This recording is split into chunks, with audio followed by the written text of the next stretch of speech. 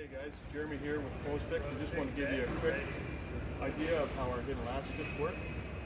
So what you get is a nylon strap. It's all polished stainless. It comes with all stainless hardware. It comes with the nut certs or the riv nuts to install everything, along with this plunger.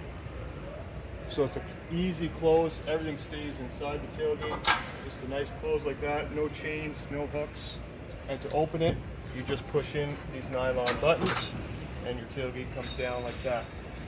Very easy to install, nice clean way to finish off your tailgate. Also, we've got our what we call our hiding hinges here.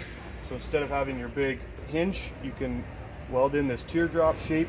Bushing comes with the bushing for the tailgate, stainless hardware. Again, just another way to clean up the look on the back of your truck. Thanks.